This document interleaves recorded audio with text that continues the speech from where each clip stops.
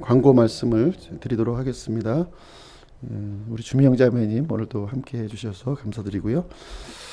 1, 4분기 재정 보고는 이제 밴드에 공지를 했습니다. 참고해 주시면 고맙겠고요. 4월 26일 날 이제 차한 박사님이 이제 오시기로 이제 이렇게 계획했었는데 이 코로나 바이러스로 이렇게 연기를 좀 하도록 이렇게 했습니다. 이제 코로나 바이러스가 이제 참 어려움을 많이 겪고 있는데요. 지금 언론에서 마치 이제 교회가 이제 바이러스의 온상인 것처럼 지금 이제 발표가 되고 있죠. 사실 실질적으로는 이제 신천지라든가 그 만민중앙교회 또 뭐 어디죠? 은혜의 강물교회인가 뭐 이런 사실 이제 그 이단에 속하는 이제 그런 교회들을 통해서 많이 이제 번졌는데 실질적으로 이제 정상적인 교회에서는 이제 어떻게 보면은 전체 평균치보다는 밑도는 수치예요. 실질적으로 어떻게 보면 교회가 일주일에 한 번 정도 뭐 2번 정도 이렇게 모이는 상황인데 어떻게 보면은 이제 마트나 이런 데보다도 더 어떻게 보면은 안전한 지역이 상대적으로 완전히 안전하다고 볼 수는 없지만은 상대적으로 좀 이제 안전한 그런 곳임에도 불구하고 이제 언론에서는 이제 아주 이렇게 좀 교회를 제일 앞세워서 이렇게 또 얘기하다 보니까 심리적으로 이렇게 모이는 것 자체가 좀 어려운 것 같아요. 지금 시국이. 그래도 그럼에도 불구하고 어쨌든 이제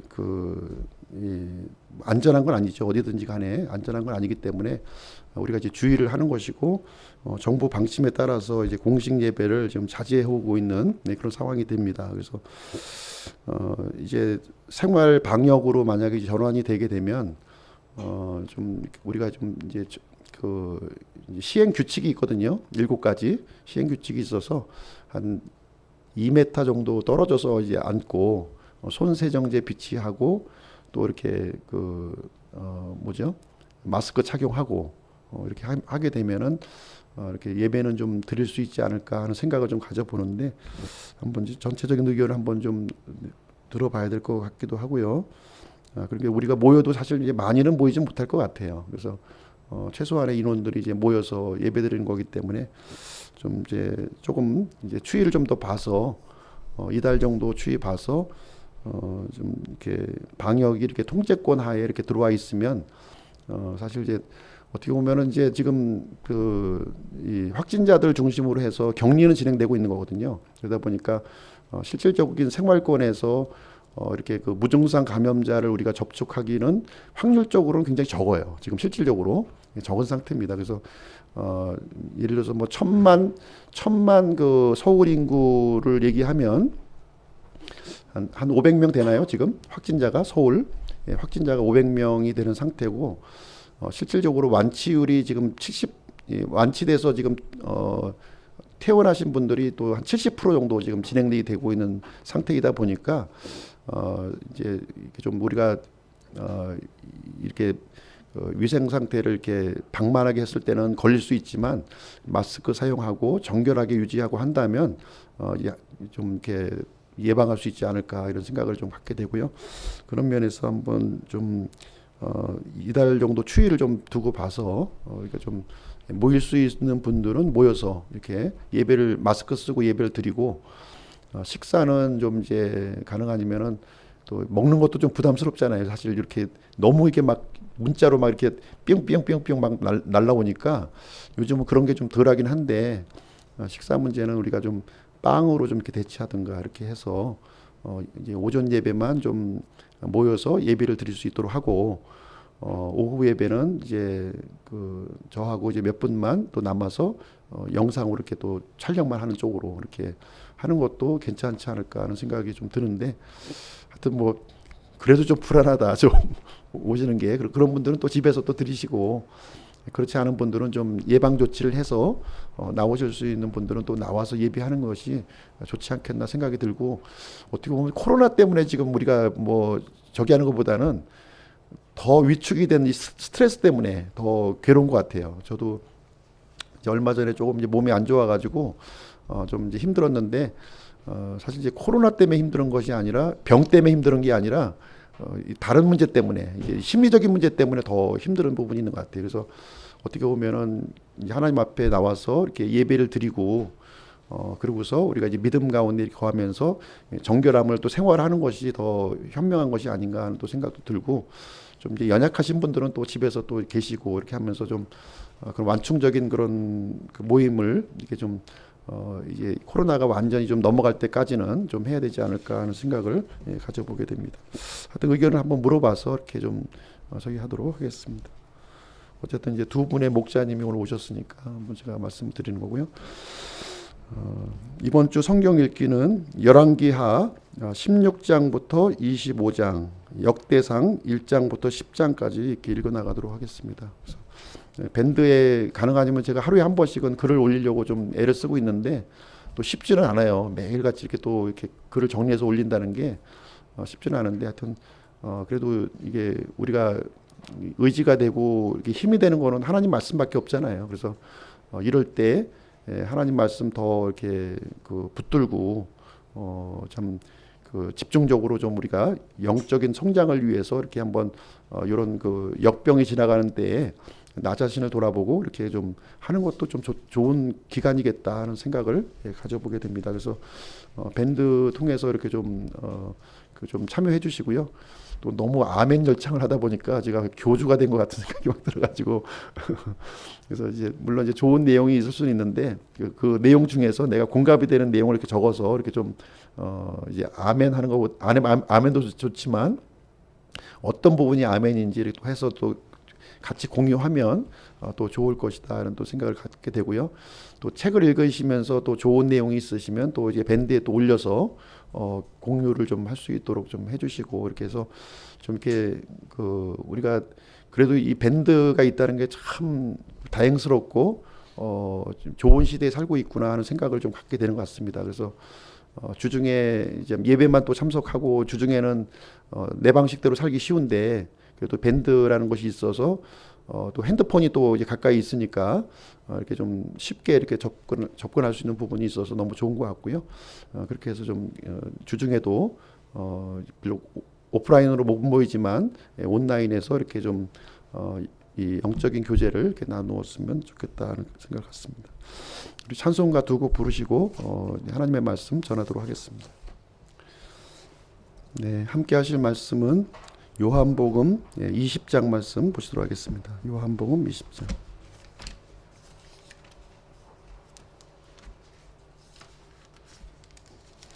11절부터 18절까지 말씀입니다. 요한복음 20장 11절부터 18절 한 절씩 교독하시겠습니다. 신약성경 174페이지고요. 11절 그러나 마리아는 바깥의 돌무덤에 서서 슬피 울더라. 그녀가 슬피 울면서 몸을 구부려 돌무덤 속을 들여다보고는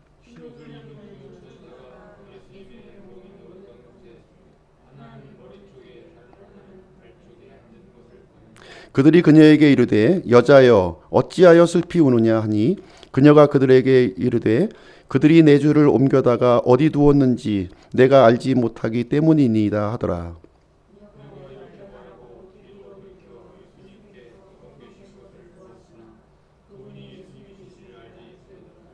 예수님께서 그녀에게 이르시되 여자여 어찌하여 슬피 우느냐 누구를 찾느냐 하시니 그녀는 그분을 동산지기로 생각하고 그분께 이르되 선생님이여 당신이 그분을 여기서 옮기셨거든 그분을 어디 두었는지 내게 일러 주소서 그리하면 내가 그분을 모셔 가리이다 하매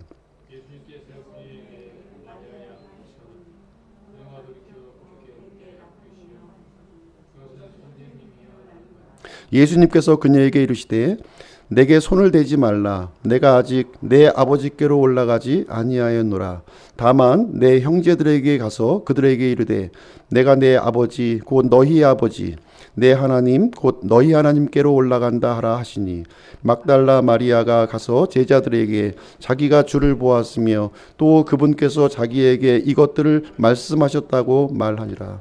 잠시 기도하겠습니다. 은혜로우신 아버지 하나님 감사합니다. 한 주간 동안의 삶을 은혜 가운데 지켜주시고 하나님 앞에 나와서 말씀과 기도로 예배드릴 수 있도록 인도해 주셔서 참으로 감사를 드립니다. 예배의 소중함을 깨닫는 이 시점에 하나님의 보호하심과 하나님의 인도하심과 하나님의 놀라운 또 우리들을 인도하심을 생각해보는 그러한 시간이 될 수 있도록 인도해 주시길 간절히 원합니다. 지금 이 시간에 저희들과 또 함께하지 못한 우리 지체들에게도 주님께서 동일한 은혜를 베풀어 주셔서 어디에 있든지 우리를 구원하여 주신 예수 그리스도를 바라보게 하여 주시고 믿음 가운데 거하는 우리들의 지체들이 될 수 있도록 인도하여 주시길 간절히 원합니다. 또 이렇게 또 병중에 또 있는 우리 지체들도 있습니다. 주님께서 기억하여 주시고 하루속히 건강을 회복할 수 있도록 인도하여 주시고 그 마음속에 놀라운 평안으로 이렇게 함께해 주셔서 이 어려움을 잘 극복해 나갈 수 있도록 붙들어 주시길 간절히 원합니다. 우리 어르신들도 계십니다. 또 연약한 또 어린아이들도 있습니다. 주님의 전능하신 손으로 주님께서 지켜주시기를 간절히 원합니다. 날이 힘들고 어려운 일이 반복될수록 우리의 소망 대신 영원한 구주 대신 주님만을 바라보는 굳건한 믿음을 간직할 수 있도록 인도해 주시길 간절히 원합니다. 또 얼마 안 있으면 이제 총선을 또 이제 저희들이 앞두고 있습니다. 나라의 지도자들을 또 이렇게 선택하는 그런 소중한 시간이 온데 하나님을 두려워하고 또 백성들을 사랑하는 그러한 지도자들이 세워질 수 있도록 주님께서 인도하여 주시옵시고 저희 민족 저희 나라가 하나님의 선하신 인도를 받으며 하나님의 통치를 받는 그러한 민족이 될 수 있도록 주님께서 지켜주시기를 간절히 기도합니다. 마지막 때를 맞이해서 저희 민족이 하나님의 영광을 위해서 귀하게 쓰임받는 그러한 민족이 될 수 있도록 인도해 주시고 특별히 하나님을 믿는 이 교회들이 참으로 깨어서 기도할 수 있도록 인도해 주시고 주님께서 맡겨주신 소중한 직분, 빛과 소금의 직분을 잘 감당할 수 있도록 인도해 주시길 간절히 원합니다. 이 시간 하나님의 말씀을 통해서 또 주 예수님을 저희들이 또 기억하고 또 교훈받기를 간절히 원합니다. 말씀을 통해서 격려와 위로와 소망이 되도록 인도하여 주시옵소서. 마치는 시간까지 성령 하나님께서 함께하여 주시옵기를 바라오며 이 모든 말씀을 우리를 죄에서 구원해 주신 주 예수님의 이름으로 기도하였습니다.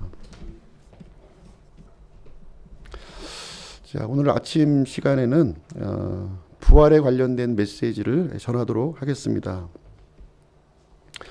예수님의 부활 생명을 붙드는 소중한 시간이 되기를 바랍니다. 모든 종교의 그 창시자들은 이 시간에 무덤에 지금 묻혀 있습니다. 석가, 공자, 노자, 마호메트, 또 자칭 신이라고 이렇게 불렸던 사람들이 있었죠. 이집트의 파라오들, 그리고 로마 황제들이 있었습니다. 예외 없이 모두 지금 현재 죽음에 갇혀 있습니다.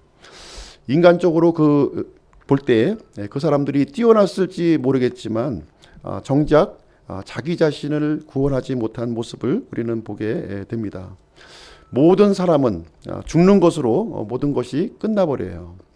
그래서 우리가 죽은 사람을 무엇이라고 부르냐 하면 망자라고 부릅니다. 망자, 망한 사람들이에요. 망자라고 부릅니다. 아무리 위대한 사람이라 할지라도 그 사람이 죽게 되면 현 시대에는 아무런 영향력을 행사할 수가 없습니다. 단지 그 죽은 사람들을 산 사람들이 이용할 뿐이라는 거예요. 그러나 예수님의 죽음은 다르다는 거죠. 예수님의 죽음은 다릅니다. 죽음으로 끝난 것이 아니라 부활로 이어졌다고 하는 사실을 우리가 알고 있습니다. 그래서 수많은 사람들이 예수님의 부활을 공격하고 있어요.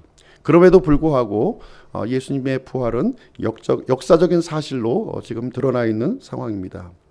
그래서 우리가 믿는 이 기독교의 핵심은 부활신앙에 있어요. 부활신앙이 만약에 없다면은 성경이 부정되는 것이고요. 이 기독교는 하루아침에 무너져 버릴 수밖에 없습니다. 만약에 부활이 없다면 우리가 지금 믿고 있는 이것도 헛것이고요. 어떻게 보면 세상에서 가장 불쌍한 사람들이 바로 그리스도인이라고 할 수 있겠습니다. 이 부활의 증인이 있는데요. 가장 강력한 증인이 누구냐면 예수님의 제자들이었어요. 이 예수님의 제자들은 예수님께서 십자가에서 죽으셨을 때 뿔뿔이 흩어져서 다 도망을 했던 그런 사람들이었습니다. 죽는 것이 두려워서 숨어서 지냈던 사람들이 바로 예수님의 제자들이었어요. 그런데 예수님의 부활을 목격한 순간 이 제자들의 삶이 완전히 180도로 바뀌어지는 모습을 우리는 보게 됩니다. 이 제자들의 인생을 송두리째 이 부활 사건을 통해서 완전히 바꾸어졌다고 하는 사실을 우리 성경을 통해서 발견하게 됩니다. 이 복음서에 나타나 있는 이 제자들, 그리고 사도행전에 나타나 있는 제자들, 동일한 제자예요. 그러나 이들의 삶이 완전히 바뀌어진 모습을 우리는 보게 되는 것입니다. 더 이상 겁쟁이가 아니었고요. 죽음에 떨고 있는 사람들이 아니었고요. 십자가와 부활을 전하는 강력한 증인이 되었습니다. 목숨까지도 아까워하지 아니하였습니다. 예수님을 따랐던 이 제자들을 보시게 되면 부활 전에 가졌던 이 믿음과 부활 후에 가졌던 믿음이 확연하게 지금 구별되는 모습을 성경을 통해서 발견하게 됩니다. 특별히 요한복음을 통해서 그 사실을 우리가 알 수가 있는데요. 이 요한복음은 주후 90년경에 기록이 되었습니다. 공관복음이라고 불리는 마태, 마가, 누가복음은 AD 50년에서 60년 사이에 기록이 되었어요. 다시 말하자면은 이 공관복음은 예루살렘이 멸망하기 전에 기록된 책입니다. 그러나 요한복음은 예루살렘이 멸망한 이후에 이렇게 기록된 책이 요한복음이에요. 그래서 요한복음을 보시게 되면 공관복음에 기록되어 있지 않은 많은 내용들을 우리가 살펴볼 수 있다는 것이죠. 그래서 공관복음은 부활 이전의 모습을 주로 다루고 있는 거예요. 그래서 제자들의 연약하고 믿음이 없는 모습을 우리는 이제 보게 되는 것이고요. 그러나 반면에 요한복음은 부활 이후의 관점에서 이 성경이 기록되었다 하는 것을 우리는 보게 되는 것입니다. 우리 한번 요한복음을 통해서 이 부활 이전의 이 믿음과 부활 이후의 이 믿음에 대한 차이를 한번 살펴보기를 원합니다. 요한복음 2장으로 한번 가서 보시도록 하겠습니다. 요한복음 2장.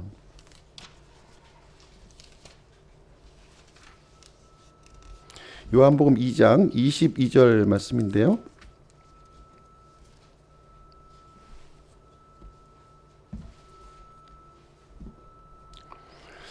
그러므로 그분께서 죽은 자들로부터 일어나신 뒤에 그분의 제자들이 그분께서 자기들에게 이것을 말씀하셨음을 기억하고 성경 기록과 예수님께서 하신 말씀을 믿었더라. 여기 보시게 되면 예수님의 제자들의 이 믿음을 이제 여기서 알 수가 있는데요. 예수님께서 죽은 자들로부터 일어나신 뒤에 성경 기록과 예수님께서 하신 말씀들을 그제서야 믿었다 이렇게 기록하고 있는 거예요. 다시 말하자면 예수님이 부활하기 이전에는 이제 성경 기록과 예수님이 하신 말씀을 깨닫지 못했다 하는 사실을 여기에서 알려주고 있는 내용이 되겠습니다. 한 구절 더 볼게요. 요한복음 12장으로 한번 가서 보시도록 하겠습니다. 요한복음 12장. 요한복음 12장 16절 말씀 보시겠습니다. 요한복음 12장 16절. 이것은 이제 예수님께서 나귀를 타고 예루살렘에 입성하시는 모습을 이제 보고서 기록한 내용인데요. 그분의 제자들은 처음에 이것을 깨닫지 못하였으나 예수님께서 영광을 받으신 뒤에 이것들이 그분에 대하여 기록되었으며 그래서 그들이 그분께 이것들을 행하였음을 생각해내니라. 예수님께서 지금 이제 나귀를 타고 예루살렘을 입성하신 거예요. 그러니까 수많은 이 군중들이 종려나무 가지를 흔들면서 호산나 찬송하리로다 이렇게 찬송하는 그 내용이 이제 기록되었는데 이 제자들은 도대체 이 현재의 상황을 이해를 하지 못했다는 거예요. 그러나 언제 이 사실을 이해했냐면 예수님께서 영광을 받으신 뒤에 그러니까 다시 부활하신 뒤에 예루살렘에 입성하신 이 사건을 그제서야 이제 제자들은 깨닫게 되었다. 이 사실을 우리에게 알려주고 있습니다. 13장 7절도 한번 보도록 하겠습니다. 13장 7절.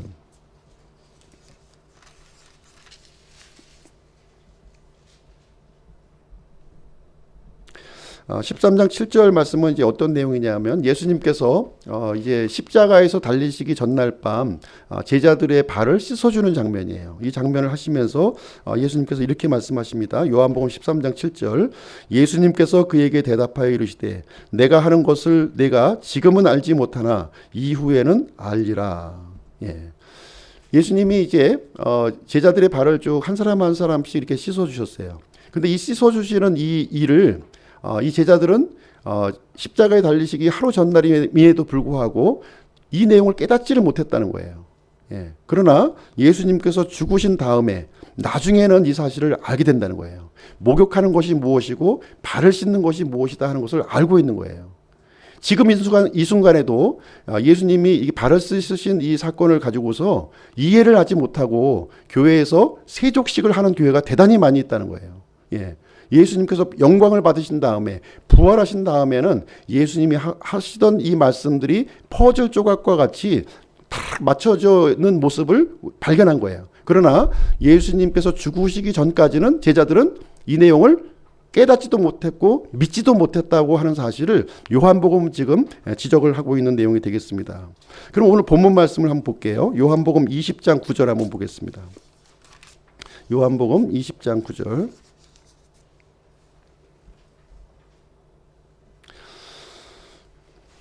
이는 그들이 그가 반드시 죽은 자들로부터 다시 일어나야 하리란 성경 기록을 알지 못하였기 때문이더라.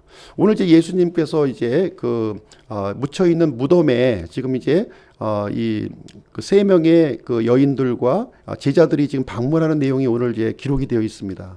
그럼에도 불구하고 빈 무덤을 보았음에도 불구하고 이 제자들과 여인들은 깨닫지 못하는 모습을 보여주고 있는 거예요. 예수님은 수차례에 걸쳐서 이제 자신이 다시 일어나야 될 것에 대해서 몇 번씩 말씀을 하셨어요.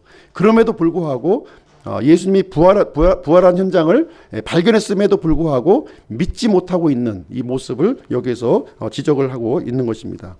요한복음 20장 28절 한번 보겠습니다. 요한복음 20장 28절. 도마가 그분께 응답하여 이르되 나의 주시며 나의 하나님이시니이다. 이 도마가 어떤 사람이죠?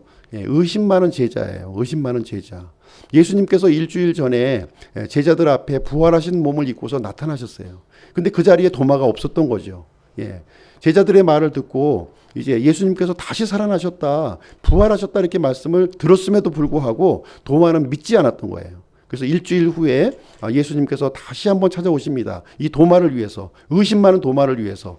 부활하신 예수님을 내가 손을 만져보고 옆구리에 손을 넣어보기 전에는 내가 절대로 믿지 않겠다고 했는데 예수님이 부활하신 모습을 보고 나서 이제 도마가 어떻게 고백합니까? 지금 여기 보시니까 나의 주시며 나의 하나님이시니다 이렇게 고백하고 있는 거예요.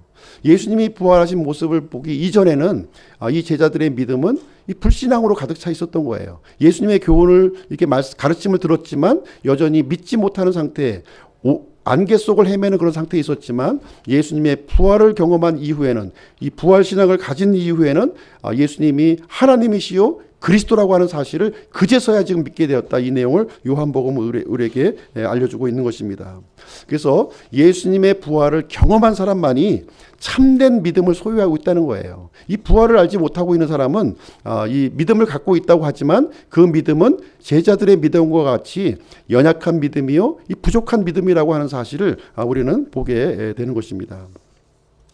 자, 예수님은 언제 죽으셨는가 하는 부분에 대해서 먼저 말씀드리고 오늘 본문 말씀을 전해드리도록 하겠습니다. 이 천주교의 영향을 받은 대부분의 교회들은 예수님께서 죽으신 날을 금요일로 알고 있는 거예요. 성금요일로 대부분이 알고 있는 거예요. 이 천주교의 영향 때문에 금요일 날 예수님이 죽으신 것으로 이렇게 알고 있고 대부분의 교회들이 가르쳐주고 있습니다. 이것은 잘못된 거예요. 잘못된 겁니다. 유대인의 절기의 흐름만 알고 있으면 금요일 날 죽으실 수 없다고 하는 사실을 우리는 금방 알 수가 있는 거예요. 예, 금방 알 수가 있습니다. 예수님은 언제 죽으셨습니까? 6월절 날 죽으셨어요. 예, 1월 14일 날 6월절 날 돌아가신 거예요. 십자가에 죽으셨습니다. 하나님의 어린 양으로서 6월절 날 돌아가신 거예요. 6월절이 지난 다음에 어떤 절기가 이어집니까? 그 다음 날 15일부터는 무교절이 이어지는 거예요. 무교절. 무교절은 일주일 동안 진행되는 절기입니다. 일주일 동안. 그러면 성경을 이렇게 보시게 되면 이 무교절이 일주일 동안 진행이 되는데 무교절 첫날과 마지막 날은 어떻게 지켜요? 안식일로 지킨다는 거예요. 예, 안식일 날 지키는 거예요. 안식일. 그러니까 6월절 다음 날은 안식일이 되는 겁니다. 안식일. 예, 안식일이 되는 거예요. 그래서 금요일 날 죽으실 수가 없다는 거죠. 예, 목요일 날 죽으셔야만 그 다음 날이 무교절, 첫날의 안식일, 큰 안식일이 되는 것이고 그 다음 날이 언제예요? 토요일 날. 토요일 날은 작은 안식일이 되는 거예요. 그러니까 이 안식일이 지금 두 종류가 있다 이렇게 보시면 되는 거예요. 안식일이. 명절의 첫날과 마지막 날에 해당하는 안식일을 큰 안식일이라고 부르는 거예요. 큰 안식일. 그 다음에 이 토요일 날, 일반적으로 금요일 저녁 6시부터 토요일 오후 6시까지 이때를 이제 작은 안식일, 계속 반복되는 안식일이라 이렇게 부르는 거예요. 예수님께서 죽으신 날은 언제였어요? 예비일이었잖아요. 무교절의 예비일이었다는 거예요. 무교절의 첫날을 이제 큰 안식일로 이렇게 지켰고, 그 다음 날에 작은 안식일인 토요일에 이루어졌고, 예수님 언제 부활하셨어요? 안식 후 첫날, 주일 아침에 이렇게 부활하셨다 이렇게 가르쳐주고 있습니다. 그래서 유대인의 절기만 이해해도 우리는 금요일 날 죽으실 수가 없다 하는 것을 우리는 성경을 통해서 발견할 수 있는 내용이 이제 되겠습니다. 이런 부분에 좀 오해가 없으시기를 바랍니다. 그래야만 예수님께서 3일 낮 3일 밤 이렇게 그 무덤에 이제 있으셔야 되는 일이 이제 발생하게 되는 것입니다. 그러면 오늘은 예수님께서 부활하신 이 부활의 현장으로 한번 우리가 이동을 해 보도록 하겠습니다. 예수님께서 이 죽은 자 가운데서 부활하신 후에 한 11번 정도 이렇게 나타나셔요. 이 사람들 앞에 11번 정도 이제 등장하시게 되는데 오늘 읽을 본문은 예수님께서 첫 번째 만나는 사람의 이야기를 우리가 이제 다루고 있는 그런 내용이 이제 되겠습니다. 오늘 이제 말씀의 제목을 최초의 부활 증인 막달라 마리아라는 제목으로 오늘 본문 말씀을 전해드리도록 하겠습니다. 자, 20장 1절 말씀 한번 보겠습니다. 20장 1절. 주의 첫날 일찍 아직 어두울 때에 막달라 마리아가 돌 무덤에 와서 돌이 돌 무덤에서 옮겨진 것을 보고 이렇게 기록이 되어 있습니다. 여기에 보면 이제 돌 무덤이 등장하죠. 돌 무덤. 이 돌 무덤은 우리나라와 같이 이렇게 이 봉분을 얘기하고 있는 것이 아니에요. 봉분이 아니라 이 이스라엘 지방은 이제 어떻게 되어 있냐면 석회암이 이제 많이 있는 거예요. 석회암 산들이. 그래서 이제 무덤을 만들 때에는 석회암 이 산을 구멍을 파서 산의 허리를 구멍을 파가지고 이렇게 무덤을 이제 만들었습니다. 그래서 이제 그 동굴 안에 이제 사람의 시신을 안치하게 되고요. 그리고 이 무덤의 입구를 큰 돌로, 이 둥그런 돌로 이렇게 막는 일을 진행하게 되었습니다. 그래서 그 돌 무덤에 이제 마리아가 지금 이제 찾아온 내용이 여기에 기록이 되어 있습니다. 이때 이제 이 본문에서는 막달라 마리아만 지금 등장하고 있는데 마가복음 16장 1절에 보시면 세 명의 여인이 지금 이제 방문을 한 거예요. 세 명의 여인. 누구냐면 예수님의 어머니 마리아와 그리고 그 요한과 야고보의 어머니 살로메 그리고 오늘 이제 막달라 마리아 세 명의 여인이 예수님을 묻혀진 그 동굴을 이제 찾아오는 내용이 여기에 기록이 되어 있습니다. 그 목적은 무엇이냐면 예수님의 시신에 향품을 발라드리기 위해서 그런 목적을 가지고 예수님을 찾아보게 되었습니다. 이때는 주의 첫날이라고 이렇게 기록이 되어 있어요. 안식 후 첫날. 지금 오늘날로 얘기하자면 일요일 날 새벽. 아직 이제 어둠이 채 가시지 않은 그런 어두운 그 시점에 방문하게 되었습니다. 그런데 이 여인들이 예수님의 무덤을 보고서 깜짝 놀란 거죠. 예. 깜짝 놀란 거예요. 왜 그러냐면 돌 무덤이 활짝 열려져 있었고요. 그 안에는 예수님의 시신이 없어졌다는 거예요. 이것을 보시고 깜짝 놀라는 일이 일어났습니다. 그리고 당연히 지키고 있어야 될 이 로마 군사들이 지금 잊지 않고 있는 모습을 보게 되었습니다. 그래서 무언가 지금 심각한 문제가 발생이 되었구나 하는 사실을 직감하게 되었고요. 이 세 명의 여인들은 즉시로 예수님의 제자들에게 이 사실을 알려주게 되었습니다. 시신이 없어졌다고 하는 이 내용은 매우 이제 충격적인 내용이었고요. 이 두 명의 제자가 다시 무덤을 방문하는 이야기가 이제 기록이 되어 있는데 2절, 3절의 내용이 이제 그 내용이 이제 되겠습니다. 2절, 3절 보시겠습니다. 이에 달려가서 시몬 베드로와 예수님께서 사랑하신 다른 제자에게 나아가 그들에게 이르되 그들이 주를 돌무덤에서 옮겨다가 어디 두었는지 우리가 알지 못하노라 하니라. 그러므로 베드로와 그 다른 제자가 나아가 돌무덤으로 가니라. 여기 보니까 이제 두 명의 제자에게 이 사실을 알려주었는데요. 한 사람의 이름은 베드로라고 이제 기록이 되어 있고요. 다른 사람의 이름은 사랑하신 다른 제자라고 지금 언급되어 있는데 우리는 이제 사도 요한이라고 하는 사실을 우리는 쉽게 알 수가 있습니다. 그래서 베드로와 요한이 이 사실을 접하고서 이제 예수님의 무덤으로 달려가는 장면이 여기에 기록이 되어 있습니다. 아마도 좀 요한이 좀 달리기를 더 잘했던 것 같아요. 두 사람이 같이 뛰었는데 베드로는 약간 좀 처져서 뛰어왔고 이 요한은 좀 빨리 이렇게 앞서가서 이제 무덤에 도착하는 장면이 여기에 기록이 되어 있습니다.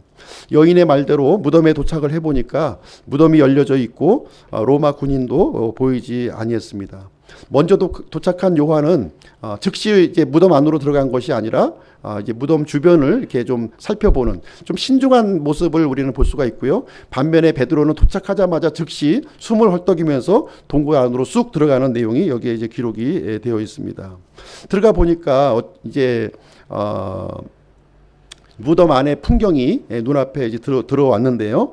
시신을 감쌌던 아마포는 이렇게 한편에 개어져 있었고 또 머리를 감쌌던 수건은 다른 한쪽 편에 이렇게 놓여져 있는 모습을 이제 내용이 이제 있었어요. 시신이 감쪽같이 없어진 거예요. 시신을 감았던 이 붕대와 수건은 놓여져 있었는데 시신은 없어져 버려 있는 이상한 상황이 지금 이제 연출되고 있었습니다. 뒤따라온 이제 요한도 이제 안에 들어와 보았지만 여전히 시신이 보이지 않는 그런 광경을 보게 되었습니다. 알 수 없는 일이 지금 이루어진 것이죠. 9절 10절 한번 보도록 하겠습니다. 9절 10절. 이는 그가 반드시 죽은 자들로부터 다시 일어나야 하리라 하신 성경 기록을 알지 못하였기 때문이더라. 이에 제자들이 다시 자기 집으로 돌아가니라. 이렇게 기록이 되어 있습니다.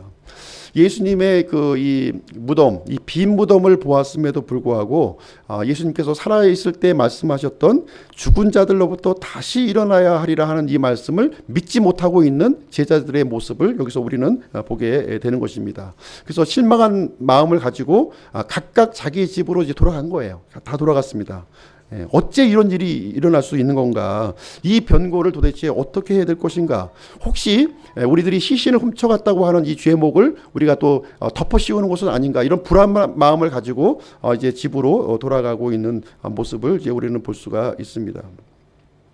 그런데 단 한 사람, 이제 막달라 마리아만 이제 계속해서 예수님의 무덤을 지키고 있는 모습을 우리는 보게 됩니다. 이 마리아는요, 예수님의 시신만이라도 내가 찾아야겠다고 하는 그런 이제 간절한 마음을 이 마리아는 갖고 있었습니다. 그래서 오늘 이제 그 말씀의 진행 순서는 부활 이전의 마리아의 모습, 그리고 부활의 주님을 만난 마리아의 모습, 그리고 세 번째는 부활의 증인이 된 마리아의 모습 순서로 말씀을 전해드리도록 하겠습니다. 자, 11절 말씀을 보겠습니다. 11절. 그러나 마리아는 바깥에 돌무덤에 서서 슬피 울더라. 그녀가 슬피 울면서 몸을 구부려 돌무덤 속을 들여다보고는. 이 마리아는 계속해서 그 아쉬운 마음을 가지고 이 돌무덤 안을 이렇게 들여다보는 거예요. 이 슬픈 마음을 이제 가눌 길이 없으면서 계속해서 눈에서는 눈물이 앞을 가리면서 예수님이 없는 이 빈 무덤을 계속해서 이제 바라보고 있는 마리아의 모습입니다. 이 막달라 마리아는 어떤 사람이었습니까? 이 막달라 마리아는 이 막달라 출신의 마리아예요. 이 마리아라는 이름이 굉장히 많이 나오죠. 성경에 보시면 어머니의 이름도 마리아였고 마리아 이름이 많이 등장해요. 그래서 마리아를 이제 구별하기 위해서 이렇게 출신 지역을 이렇게 정하든가 아니면 아버지의 이름을 넣든가 해서 이렇게 구분을 했습니다. 그래서 막달라 마리아는 어떤 여인이냐면 막달라 출신의 이 마리아가 되겠습니다. 이 막달라 마리아는 7막이 들린 여인이었죠. 7막이 들린 여인이었습니다. 그래서 이 여인의 삶을 우리가 유추해 보건대 마귀에게 완전히 장악되어 있는 그런 삶을 살았다 하는 것을 우리는 생각을 해볼 수가 있습니다. 아마도 그 삶이 얼마나 비참했을까요? 7마귀가 그 안에 들어와서 이 여인의 삶을 장악하고 있었으니 얼마나 그 힘들고 어려웠을까 하는 것을 우리는 생각을 해볼 수가 있습니다. 아마도 우리가 추정해 보건대 더럽고 추악한 삶을 살았을 것으로 생각이 되어집니다. 이 세상에서는 아무런 소망도 없이 좌절과 슬픔 속에 하루하루 지냈을 것입니다. 완전히 인생은 파탄 직전의 모습으로 이렇게 살게 되었습니다. 그러던 어느 날 이 막달라 마리아는 예수님을 만나게 된 거죠. 그래서 예수님을 만나고 예수님의 은혜를 이렇게 받는 그런 삶을 살게 되었습니다. 7마귀의 속박에서 이렇게 자유로운 삶이 되었고 새로운 삶이 예수님을 통해서 열려지게 되었습니다. 그래서 예수님이 이 막달라 마리아의 유일한 기쁨이요 유일한 소망이 되는 그런 분으로 자리를 잡았습니다. 그래서 이 막달라 마리아의 이 장면을 우리가 살펴보시게 되면은 예수님이 가는 곳이 어디든지 간에 이게 항상 함께했던 모습을 우리는 보게 되는 거예요. 예수님께서 십자가에서 죽으실 때에도 끝까지 예수님의 죽음을 이렇게 지켰던 인물이 누구냐면 바로 막달라 마리아였다는 것을 우리는 볼 수가 있습니다. 이 마리아는요, 예수님께서 그 십자가에서 참혹한 죽음으로 이렇게 죽어가는 모습을 이게 하나도 빠지지 않고 이렇게 지켜보았던 그런 모습을 가지고 있었습니다. 이 예수님의 숨이 끊어지는 모습을 보면서 자신의 소망까지도 이렇게 끊어지는 그런 경험을 이렇게 하게 되었습니다. 그러고 나서 이제 예수님이 이제 무덤에 묻히게 되었고요. 이 안식일 두 날의 안식일을 이렇게 지나가게 되면서 예수님의 시신이라도 한번 마지막으로 보아야겠다. 그런 간절한 마음을 가지고 어머니 마리아와 그 또 살로메와 같이 이렇게 세 사람이 함께 이 무덤을 찾는 장면이 오늘 제 기록이 되어 있는 거예요. 그런데 무덤에 가보니까 무덤에 문이 열려지고 시신이 온데간데 없어져 버리는 이런 일이 이제 발생이 된 겁니다. 그래서 마리아는 빈 무덤을 보고서요, 참 가슴이 무너지는 그 슬픔 속에 지금 이제 매몰되어 있는 그런 모습을 이제 보게 됩니다. 12절 말씀을 한번 보시겠습니다. 12절. 이 마리아의 눈에 또 다른 모습이 이제 광경이 들어왔는데요. 흰 옷을 입은 두 천사가 예수님의 몸이 누였던 곳에 하나는 머리 쪽에 다른 하나는 발 쪽에 앉은 것을 보니라. 13절. 그들이 그녀에게 이르되 여자여 어찌하여 슬피 우느냐 하니 그녀가 그들에게 이르되 그들이 내 주를 옮겨다가 어디 두었는지 내가 알지 못하기 때문이니이다 하더라. 그동안 보이지 않았던 두 천사의 모습이 이 마리아의 눈에 들어오기 시작을 했습니다. 이 천사의 모습을 직접 보았음에도 불구하고 이 마리아는 계속해서 이 슬픔이 억제가 되지 않았다 하는 거예요. 그래서 이 천사가 물어보기를 여자여 어찌하여 슬피 우느냐 이렇게 물어보니까 이 마리아가 대답하기를 내 주를 옮겨다가 어디에 두었는지 내가 알지 못한다. 그 일 때문에 내가 슬픔과 좌절 속에 있다고 이렇게 답변하는 내용이 여기에 기록이 되어 있습니다. 예수님의 부활 이전에 이 마리아의 모습은 어떤 모습입니까? 예수님이 살아계실 때 잠깐의 소망과 잠깐의 기쁨을 누렸지만 십자가에서 죽으신 예수님의 모습을 통해서 이 좌절과 통곡을 하고 있는 이 마리아의 모습을 우리는 발견하게 됩니다.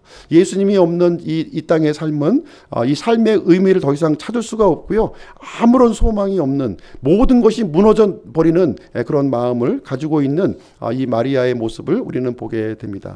이런 상황에서 이제 부활하신 예수님께서 이제 마리아에게 나타나는 모습이 이제 나와 있는데요. 14절부터 16절까지 그 내용이 이제 기록이 되어 있습니다. 14절, 15절 한번 읽어보시도록 하겠습니다. 14절, 15절.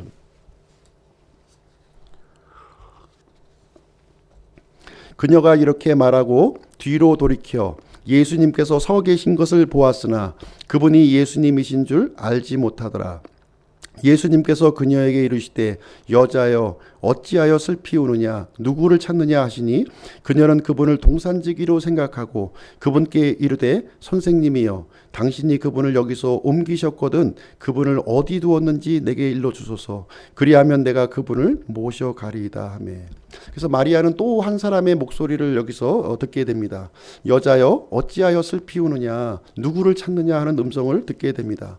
여자는 이제 이 동산지기인 줄 알았던 것이죠. 예수님이라고 하는 사실은 꿈에도 생각하지 못하는 마리아의 모습을 보게 됩니다. 그분의 시신이라도 내가 이렇게 좀 모셔가고 싶다는 말을 이 사람에게 얘기를 하게 됩니다. 예수님의 모습을 보았음에도 불구하고 여전히 이 마리아의 눈이 떠지지 않고 있는 모습을 여기서 보게 되옵니다. 불쌍한 예수님, 죄 없이 억울하게 죽으신 예수님만을 이렇게 안타까워하고 있는 이 마리아의 모습을 여기서 발견하게 됩니다. 우리의 모습도 그렇지 않나요? 십자가에서 죽으신 예수님만 혹시 붙들고 있는 것은 아닌지 한번 우리를 돌이켜 볼 필요가 있습니다. 부활이 없는 십자가, 부활이 없는 예수님의 죽음은 어떻게 보면 무용지물이에요. 그 십자가의 능력이 우리에게 하나님의 능력이 되지만 그럼에도 불구하고 우리가 부활이 없다면 그것은 무용지물일 수밖에 없다고 하는 사실입니다.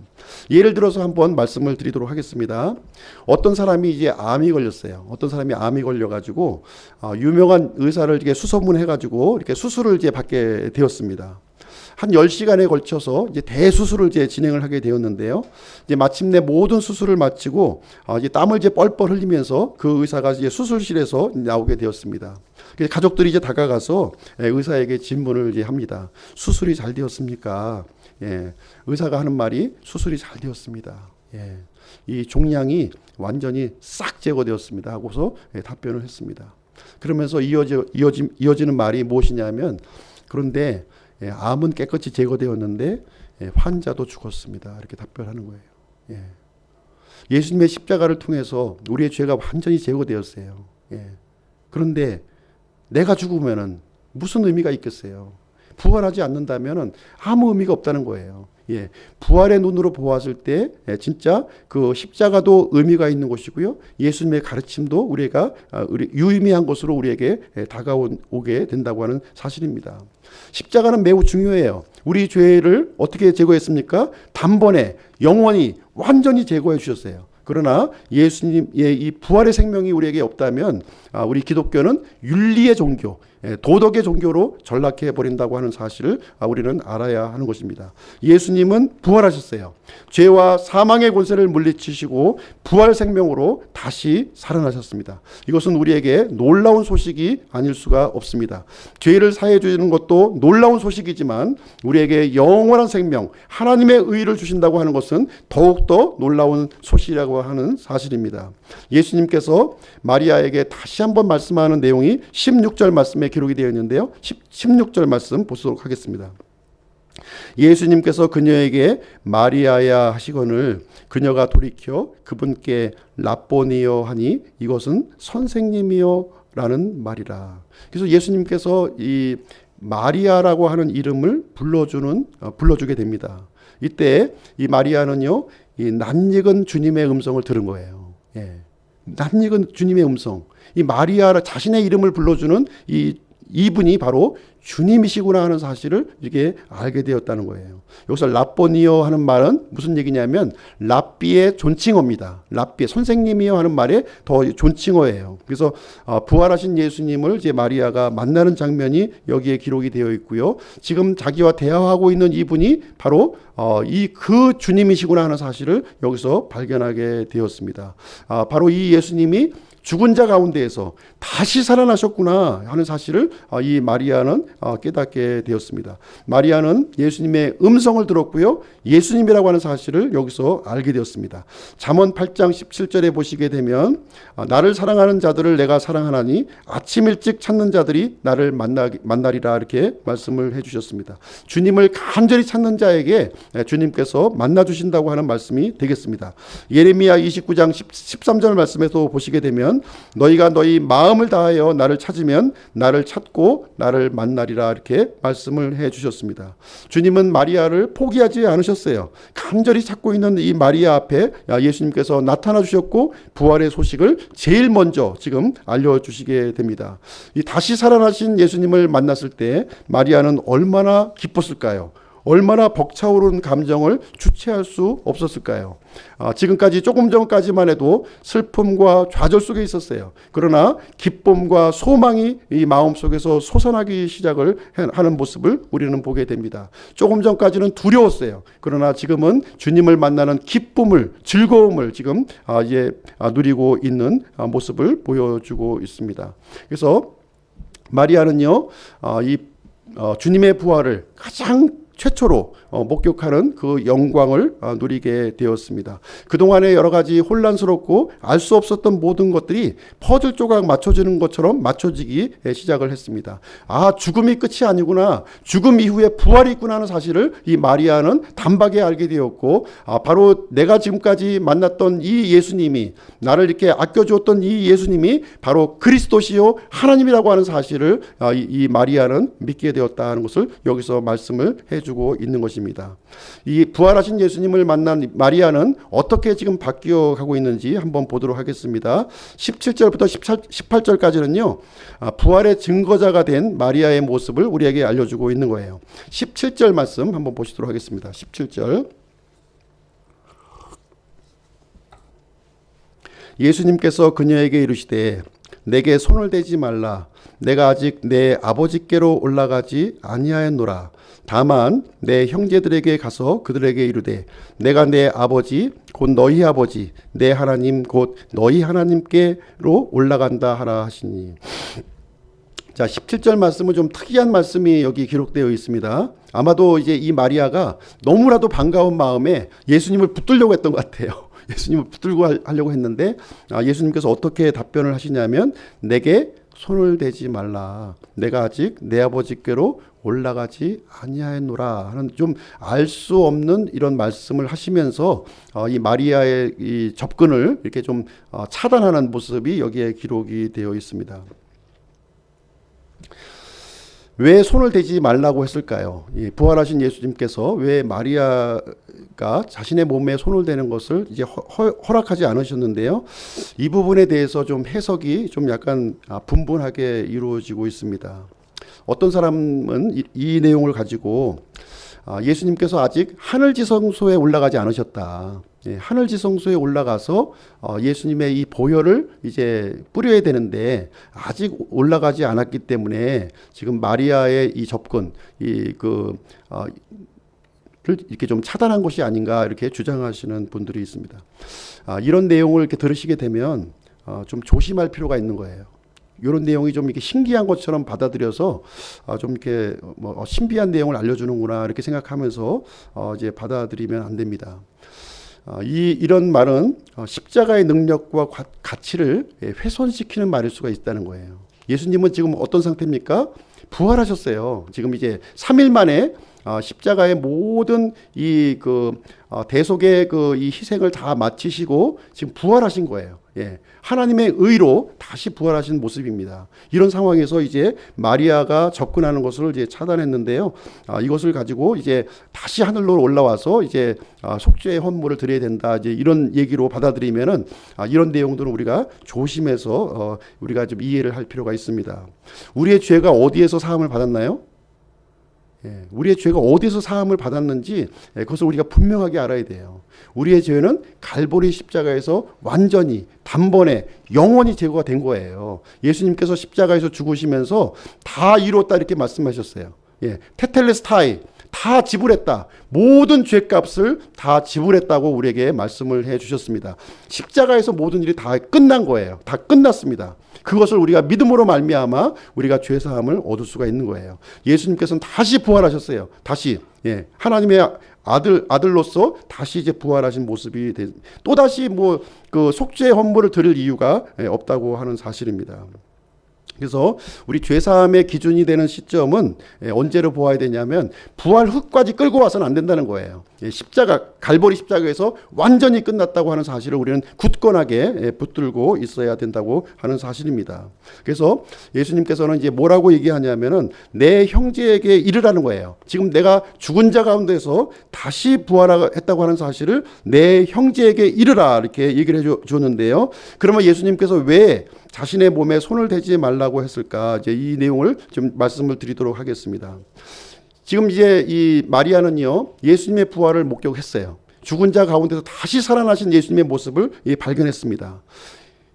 손을 대지 말라고 하는 이유는 무엇이냐면 목격자로서 머물러 있지 말라는 겁니다. 목격자로서 머물러 있지 말고 이 부활의 소식을 전하는 이 부활의 사명자, 부활의 증거자가 될 것을 예수님께서 마리아에게 당부하시는 그런 내용으로 이제 우리가 받아들여야 할 줄로 생각을 합니다.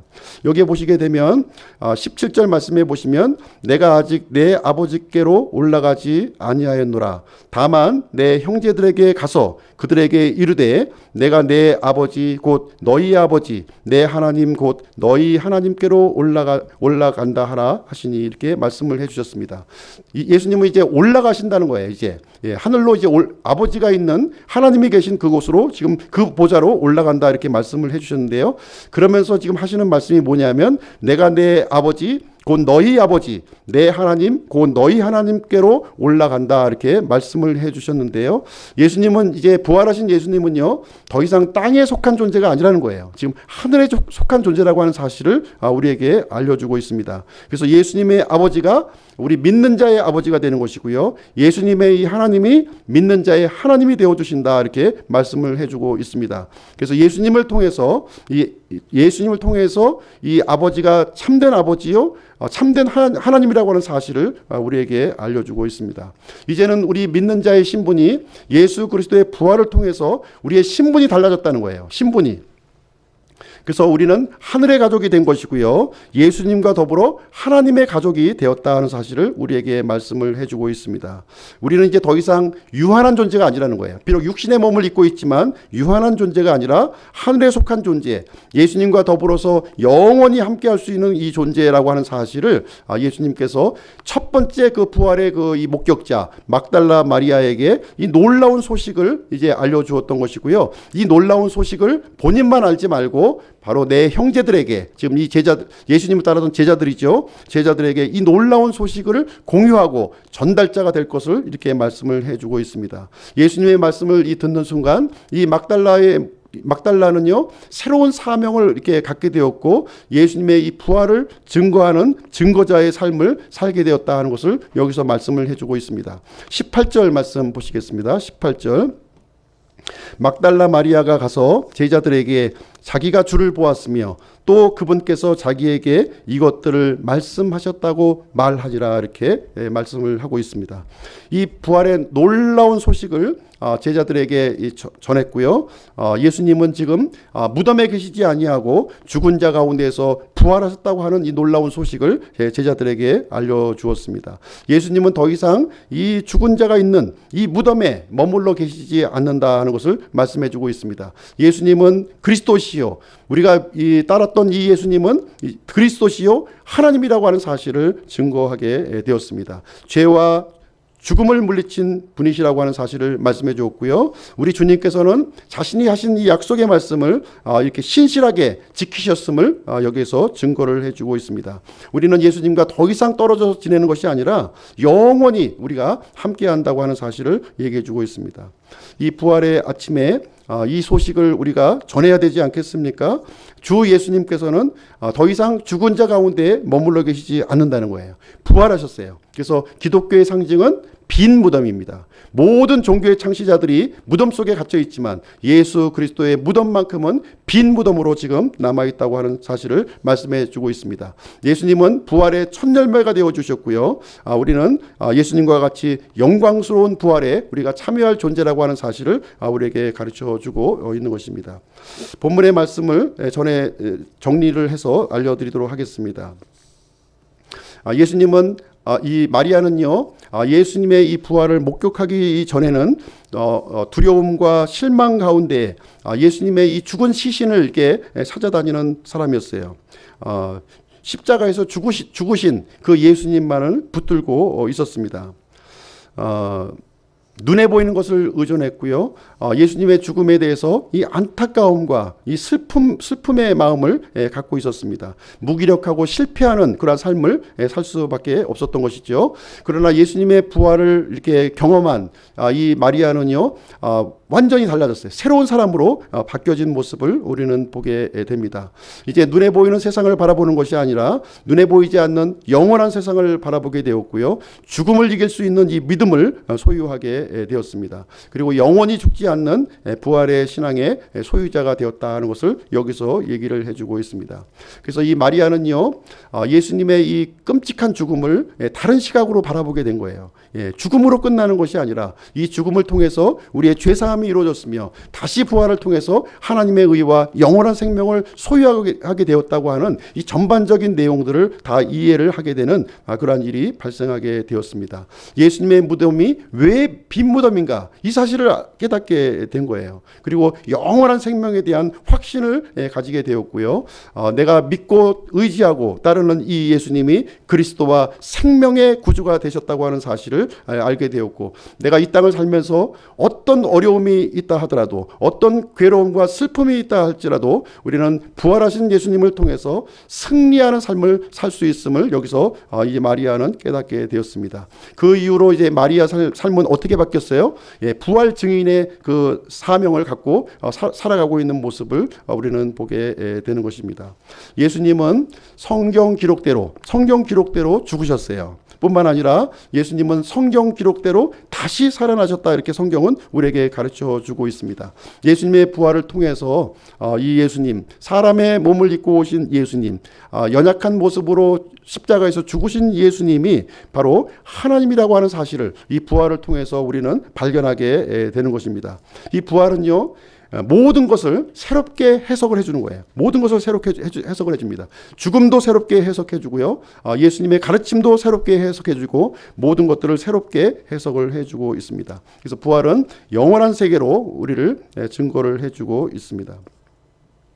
죽음을 이기고 영원한 생명을 주실 수 있는 분은 오직 예수 그리스도 한 분뿐임을 이 부활을 통해서 명백하게 우리에게 증거를 해 주셨습니다. 사도행전 4장 12절 말씀해 보시게 되면, 다른 사람 안에는 구원이 없나니 하늘 아래에서 우리를 구원할 다른 이름을 사람들 가운데 주지 아니하셨느니라, 이렇게 우리에게 말씀해 주셨고요. 예수님을 따랐던 이 제자들은 담대하게 이 구원의 메시지를 사람들에게 증거하는 모습을 우리는 보게 되는 것입니다. 그래서 죽은 자 가운데서 부활하신 이 예수님은 우리를 이제 믿는 자들을 증인으로, 목격자로 우리를 삼아 주셨다고 하는 사실입니다. 그래서 예수님의 이 부활은요, 가장 시급하게 우리가 전해야 될 그런 사명이 되겠습니다. 이 부활하신 예수님은 지금도 살아계시고요. 지금 하늘 왕좌 우편에 지금 계십니다. 우리의 대제사장으로 계시고요. 교회의 머리로서, 그리고 우리의 변호자로서 지금 하늘 왕자 우편에 지금 앉아 계십니다. 그리고 예수님께서는 우리와 믿는 자들과 영원히 함께 하시겠다, 항상 함께 하시겠다고 우리에게 약속을 해주고 있습니다. 우리가 이 땅의 삶을 살면서 여러 가지 어려움을 겪게 됩니다. 질병의 어려움도 겪게 되고요, 경제적인 어려움도 겪게 되고, 또 사랑하는 사람과 헤어지는 이런 이 슬픔도 우리가 겪게 됩니다. 그러나 부활하신 예수님을 붙들 때에는 그분과 영원히 함께 하신다는 것을 우리가 생각할 때 우리는 더 이상 낙담하고 좌절하지 않을 수 있다고 하는 사실입니다. 산 소망을 가지고 우리가 이 어려움을 넉넉히 극복하면서 우리가 살아갈 수 있음을 얘기해 주고 있습니다. 그래서 예수님은요, 이제 다시 오시겠다고 우리에게 약속해 주셨어요. 다시 오시겠다는 약속을 우리에게 해 주셨습니다. 계시록 22장 20절 말씀에 보시게 되면 이 신약 성경 기록의 마지막 부분을 이렇게 장식을 하고 있습니다. 이것들을 증언하시는 분께서 이르시되 내가 반드시 속히 오리라 하시는도다. 아멘. 주 예수님이여 과연 그와 같이 오시옵소서. 이렇게 하면서 이 재림을 다시 오시는 예수님을 붙들고 믿음 생활을 할 것을 우리에게 말씀을 해주고 있습니다. 그래서 이 시간에 우리 부활하신 예수님을 붙들고 믿음과 소망 가운데 힘있게 살아가는 우리 기쁨 침례교회 성도님들이 되시기를 주님의 이름으로 축원드립니다. 한 주간도 전능하신 주님께서 지켜주시기를 기도합니다. 이상으로 말씀 마치고요. 기도하도록 하겠습니다. 은혜로우신 아버지 하나님, 감사합니다. 오늘 부활의 첫 증인이 되는 막달라 마리아의 이야기를 우리가 함께 살펴보는 시간을 가졌습니다.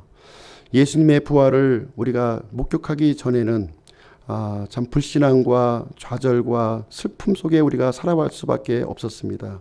그러나 예수님의 부활하신 예수님을 만나는 순간 우리의 믿음이 새롭게 되고 소망 가운데 살아갈 수 있는 새로운 신분을 저희들에게 또 허락해 주셔서 참으로 감사를 드립니다. 이 땅의 삶을 살아가면서 여러 가지 어려운 일과 힘든 일을 겪지만 우리가 영원히 함께 사는 이 부활신앙을 우리가 소유할 수 있도록 해주시고 이 부활신앙을 우리가 굳건히 붙드는 그러한 믿음을 갖고 살아갈 수 있도록 능력 있는 삶, 승리하는 삶을 저희가 살 수 있도록 붙들어 주시기를 간절히 원합니다. 한 주간의 삶 가운데에서도 우리가 지치지 않도록 하여 주시고 부활하신 주님을 의지하면서 소망 가운데 살아갈 수 있도록 저희의 발걸음들을 인도하여 주시옵소서.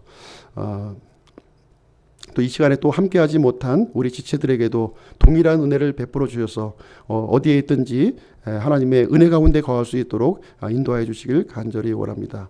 이 모든 말씀 우리를 죄에서 구원해 주신 주 예수님의 이름으로 기도하였습니다. 이상으로 마치겠습니다.